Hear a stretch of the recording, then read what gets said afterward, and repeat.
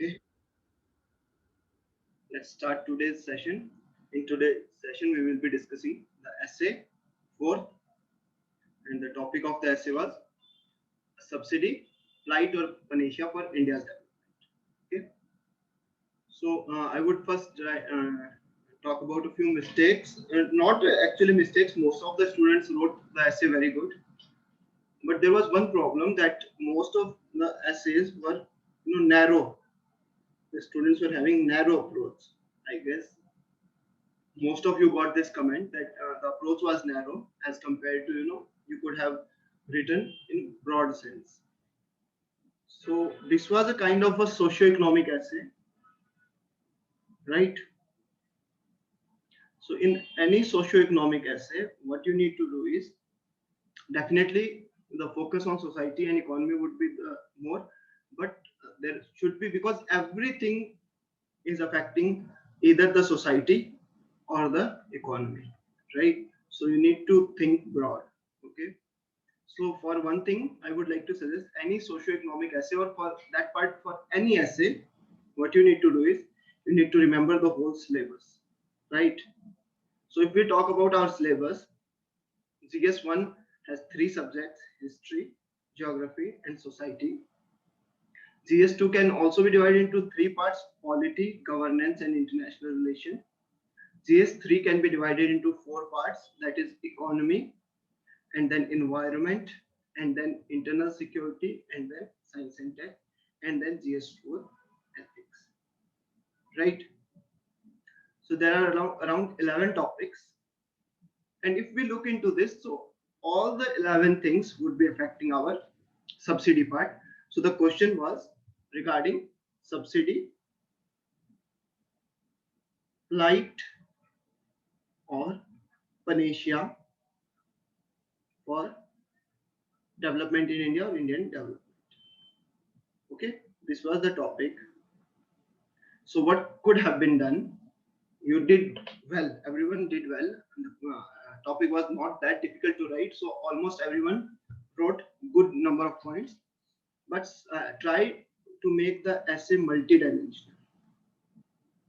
So for one thing, I would like to say about essays. Essay is not one answer.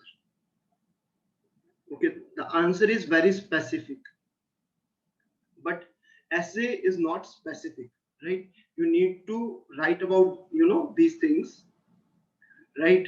Subsidy, flight of Indonesia, and development. These are the keywords. Okay. So you need to write about this, but you can also, connect things remotely also, right?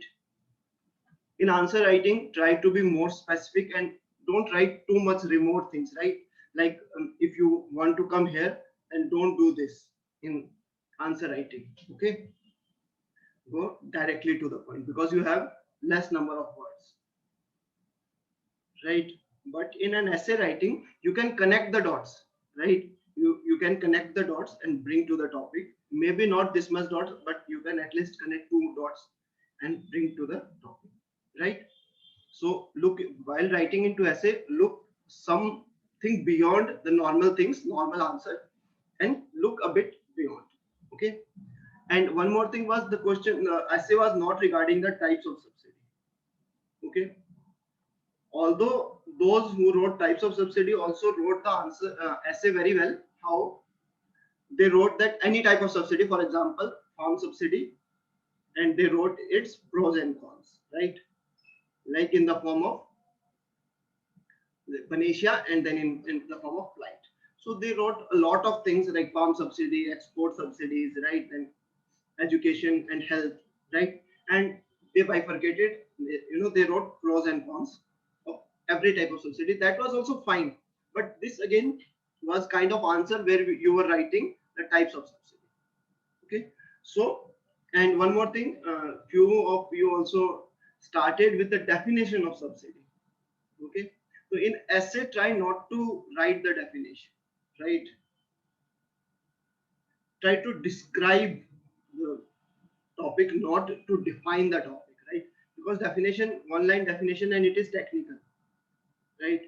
But in essay, you need to go into the descriptive mode. You need to describe it in a broader sense, right? So let's look how it could have been written. So one thing, as we look into our syllabus, there is one portion that is history, right? And history is what, like before today. So you can start, you can introduce your essay with some history, right? It need not be very specific, not needed to be very specific, but it can be a general history. Okay, so for example, like in India, subsidy is not new, right? Lot of students wrote about post-independence scenario for subsidy, right? But subsidy is not just post-independence. Okay, subsidy. Okay, the term subsidy, it came post-independence, but subsidy also include a lot of things, right? From the very ancient times, the kings used to donate, right? They also used to donate to the Brahmins. That is different, but they used to donate to poor people, right?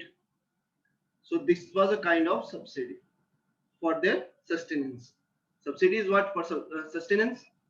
Then, if we go further, then they also used to give land for education,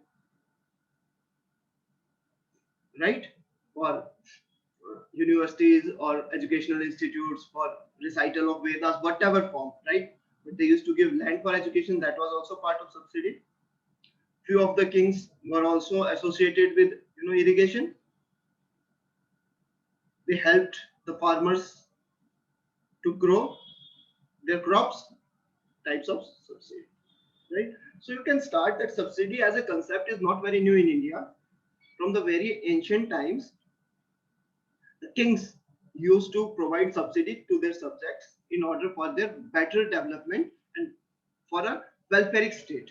From the very ancient time, king was considered as the, as the palanhar. Palanhar word used to be used as a palanhar of the state, and for that, he or she, king or queen, generally kings, because always it was a patriarchal, very less queens were there. So he was treated as a palanhar, and he used to provide, and his duty was for a welfare state, right, to make a state welfare.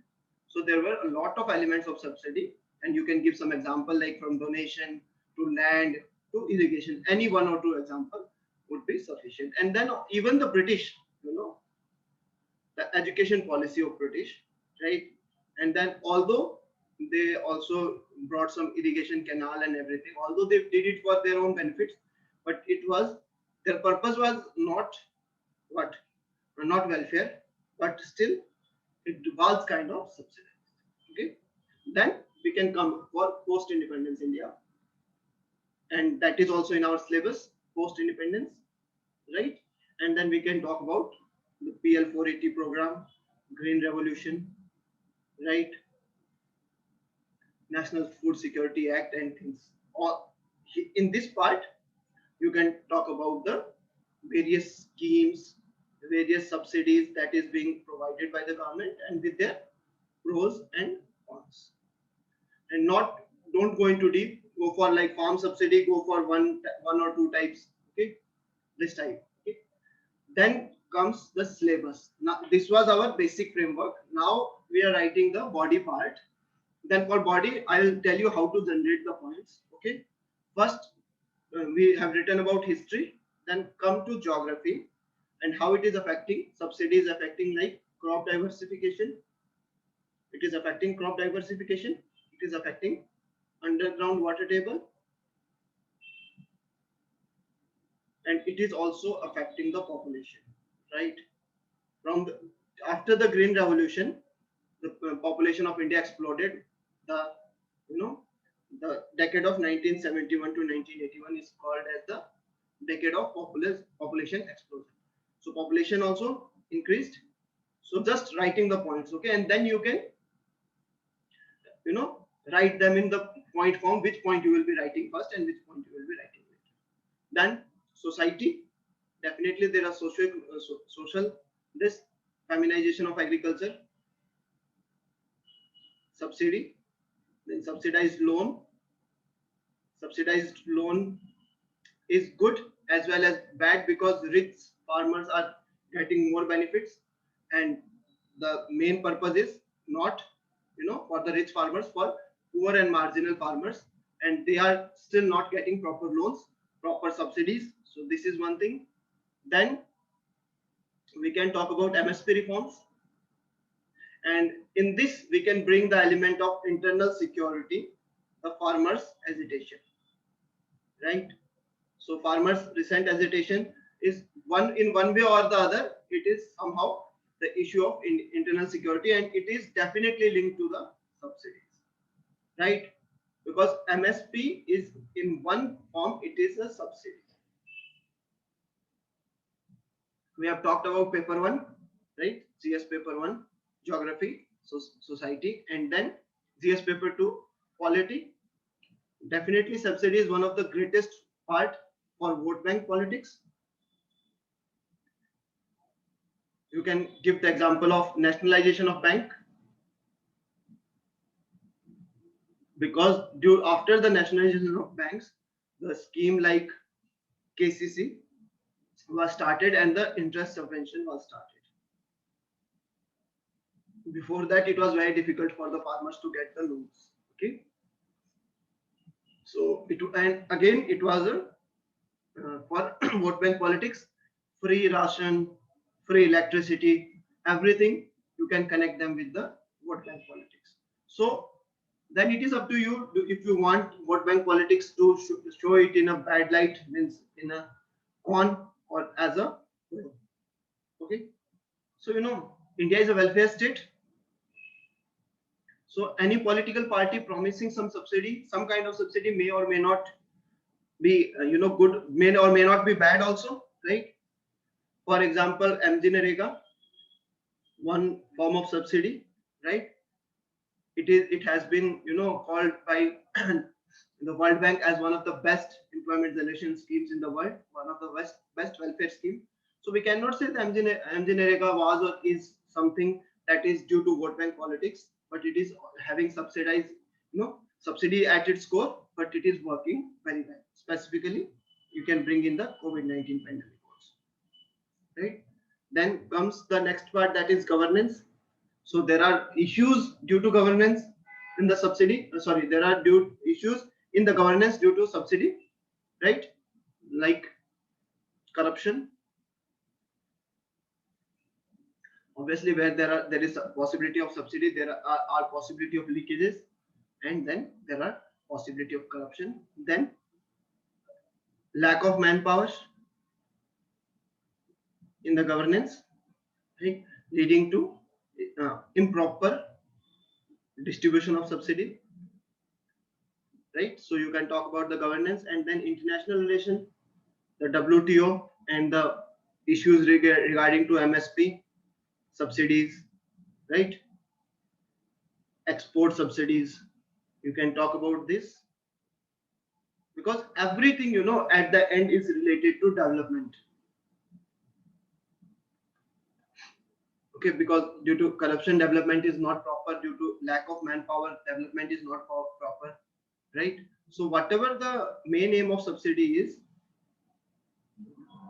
to bring equality in the society, and for and equality will eventually lead to development, right? Now we can talk about the economic part. In economic part we can talk about education, good education, good human resources, because India is having good demographic dividend, good age people, and it can definitely help in getting better human resources and better development. Then health, and then definitely deficit part, fiscal implication. Then you can talk about 3.77 lakh crore as per economic survey, that this much amount is given will be given in subsidy, and even more than that. So that is too much, right? So in that way you can talk about the economic part. And we have talked about internal security already. For example, the farmers agitation. Also you can talk that subsidy helps in maintaining internal security. How? In the Naxalite areas, right? People may not get food, and then there can be food riots, right?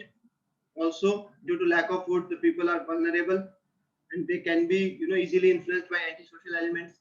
So again, threat to this internal security. And always remember, internal security issues are always related to development. Development, Naxalism are interrelated, right?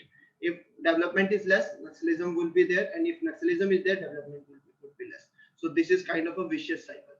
Okay, so this will happen. So you can definitely connect it with this. And then we were talking about environment, right? Definitely the fertilizer subsidy. You can write the example: fertilizer subsidy, environment effect, also the eutrophication of lakes, right? So this can be written in one point. And then the subsidized aviation turbine fuel, right?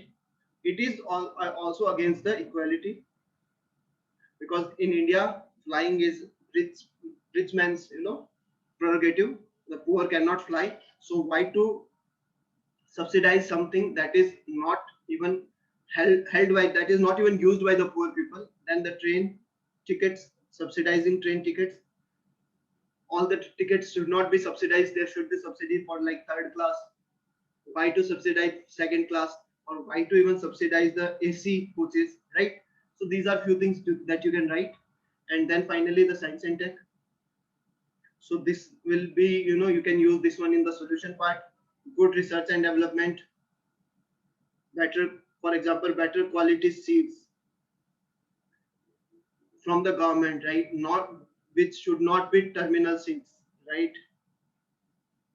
Like that Monsanto seeds, right? So these seeds are terminal seeds.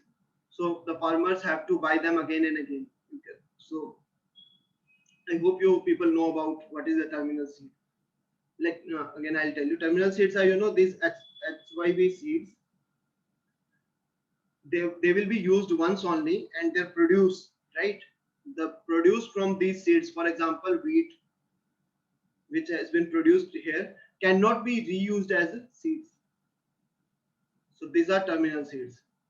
So the Monsanto, you may have heard about it, the company which produces HYV seeds, and you can also Google and look into it, because this is a very good example.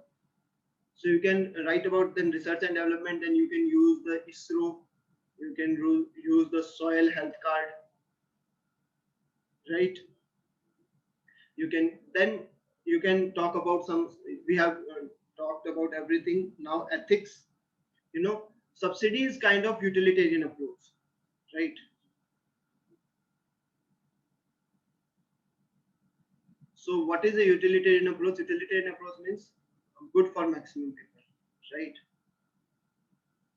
So when you are talking about good for maximum people, is it okay to harm the country overall? Or in the long term, is it good for all or not, right? That is a debate you can generate, and it is your viewpoint, whatever you think, that subsidy may or may not be good at long term. Okay. Then we can talk, these were the all 11 topics that I discussed, and on these you can write at least 2 to 3 paragraphs in every topic, on every topic. Even on society and economy part, you can even go for like 4 to 5 paragraphs, and on every other part try to write 2 paragraphs. So it would be around 28 paragraphs, 27, 28 paragraphs, that is around 9 pages. And we'll talk about, if we talk about the words, then around 800 to 900 words. And then introduction around 150 words. So it is around somewhere around 1000 words you have made till now. Then in the conclusion part, you can provide the solutions, right? For for example, we have also talked about science and tech, then it can be in the solution part. Then investment, more investment in health and education, right? These are, you know, the goods which will be replicating the success and helping India earn more, right, and get developed more. So you can talk about investing more in these, then investing more in development of better facilities, better irrigation facilities, rather than providing what energy subsidy, right? You can give the example of Punjab, where due to excess subsidy in energy, that is electricity subsidy, underground water table has reduced so much that even you can found traces of uranium at a few places and arsenic and fluorine throughout country. These are few issues that is being faced in the underground water. So you can talk about providing better irrigation facilities so that energy subsidy may be reduced, then providing better purchase options for MSP reforms, right?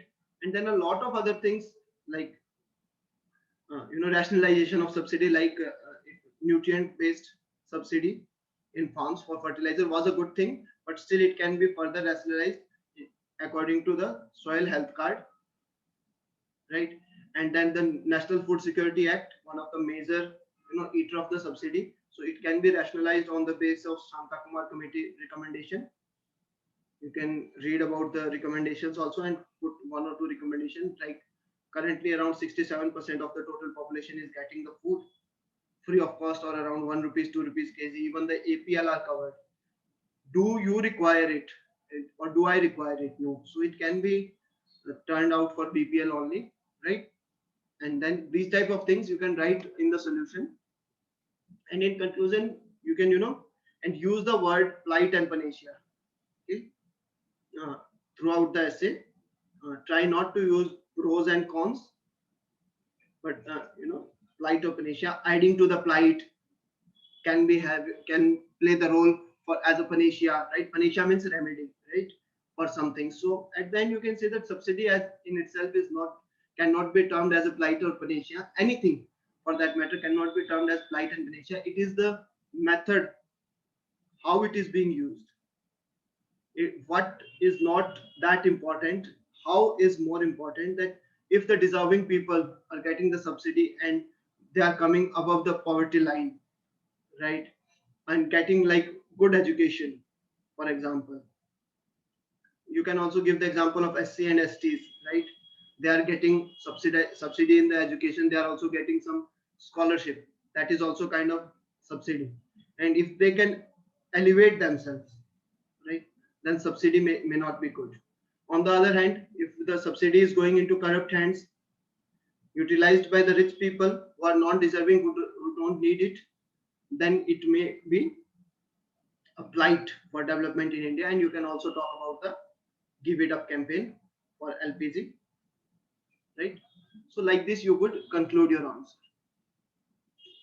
Okay, so in this way, you can generate a lot of points. Specifically, these socio-economic essays are easy to write, but I would suggest that while writing any essay, okay, you just look into the topic and look into the syllabus, whole point of everything of the syllabus, and you can connect the dots. As I told you, in answer writing also you can use this approach, connecting the dots, right? But in answer writing, you have the limited time and limited number of pages, words, etc. Here it is a bit vast. So connect the dot from every topic of your syllabus as I connected today, and connect them with the finally, like development was the topic. Connect each point with the development, geography, history, right? So this way you can complete your answer. Any question?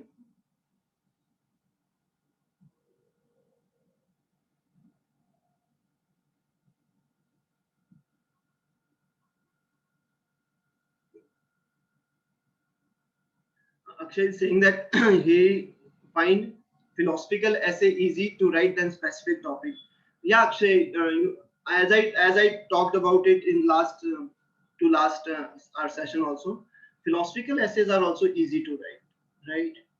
If you understand the you know underlying philosophy behind that topic, then you can generate a lot of points, right? And then write in, because philosophical essays are in that way that no it is generally accepted or unaccepted truth, right? For example, anything I say like the lie question, right? So maybe 70 people may say that this is correct, but still for every philosophy you will get someone who is against that particular philosophy, right? So that means there are points in for that particular point and against that. So it is kind of debate. Philosophical topics are generally debate, right? So you can generate a good debate on that, And you can definitely, when you can generate a good debate, then you can make your essay good in form of words, in form of writing. But while writing socioeconomic essay, you need to think broad, you need to think multidimensional. Every dimension you can think should be added there, right? In society, and in this essay, for example, in society we were talking about a lot of things, and women is also part of society. Then you can talk that there is nothing, that very less women specific subsidy schemes, right? So we need to look into gender also while providing the subsidy. So that is one issue, because very less, other than few pension schemes or like Indira Gandhi Matritva Sahayog Yojana, few are there which are linked with the female women, but very less with the gender. So you can give these type of examples. So look into the syllabus, every aspect of the syllabus while reading, while revising. So you need to remember each and every topic of the syllabus. Then it will help you, right? For example, old age pension scheme, it is what, around 250 rupees per person.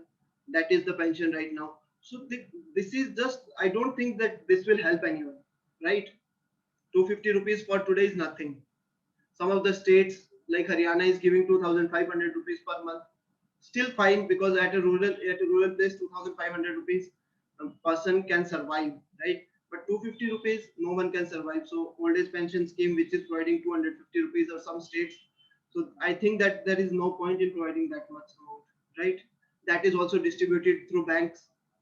So the people have to go to get it to the banks, the fare or everything they have to pay. So these are few things you can discuss here in the essay.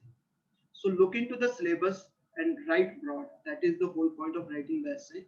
And try not to introduce with a definition. You can introduce with a description and historical aspect of anything. If you can connect it with any historical aspect, then that is one good way to write an introduction. Fine.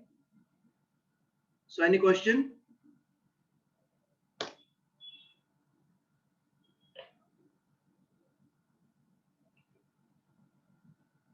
All of your essays were good, I guess. Akshay, and Nikhilendra. Today only few people joined. All of your essays were good. I hope you can, uh, go even better. And in the essays, you can score a lot, right? So in the essays, you can score around I would like you to score up to 75, specifically in socio-economic essays. It's not that difficult, because now the marks, the examiners are giving the marks. In essay, people are scoring up to 160 also. Essays. So try to look into 80, 85 marks also you can get. So at least I would like that everyone must write something that comes about to 70 marks. Then we can still improve. Till now, 4 essays we have covered. Okay, in the next session, we will look into the 5th essay. Okay, thank you very much.